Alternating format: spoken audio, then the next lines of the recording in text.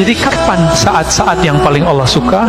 Bukan saat kita puasa 1000 kali, puasa 1000 hari, sholat 1000 rakaat, enggak.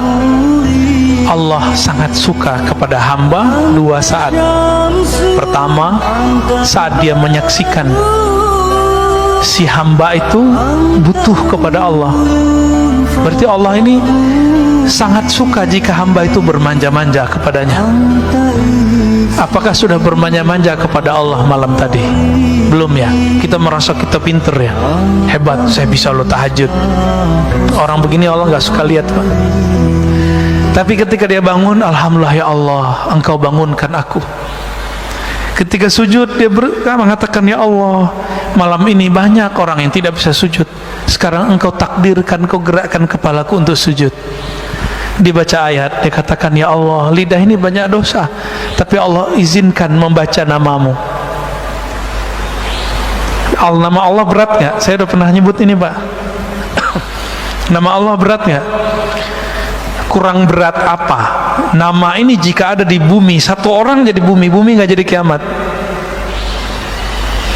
Maka orang yang paling sakti di dunia bukan orang yang kebal, bukan orang yang pindah tempat sesaat. Orang paling sakti di dunia orang yang di kolbunya ada nama Allah. Allah itu. Semakin banyak nama Allah di kolbu, semakin orang ini sakti di sisi Allah, bukan di sisi makhluk Allah. Jadi antum itu nggak sakti kalau nggak bisa nahan kiamat. Kalau cuma bisa nahan debus doang mah biasa itu, ya.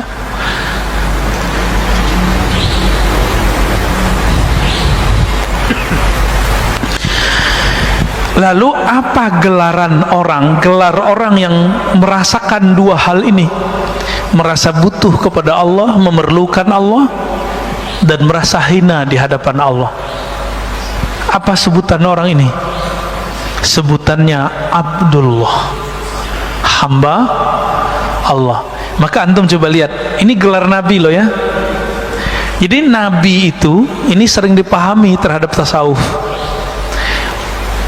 Orang nuduh Imam Al-Hakim At-Tirmizi, ahli hadis yang sufi, Ibn Arabi yang sufi, mengatakan wali lebih tinggi dari kenabiannya, karena setiap nabi itu pasti wali, setiap rasul pasti nabi.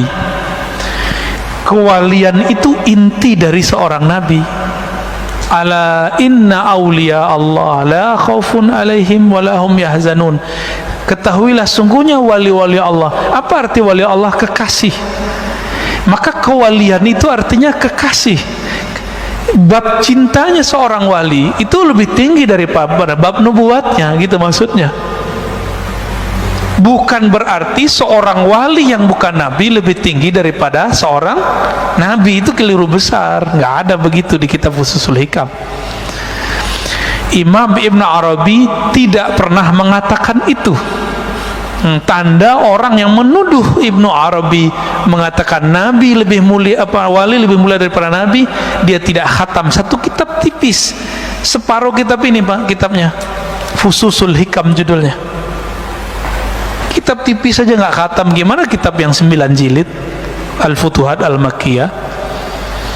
Terus nuduh. Jadi betapa banyak hari ini orang-orang yang sudah alim dan satu ilmu, tapi dia bodoh dalam ilmu lain, lalu dia tolak ilmu itu. Dan itu sudah ada sejak zaman dahulu.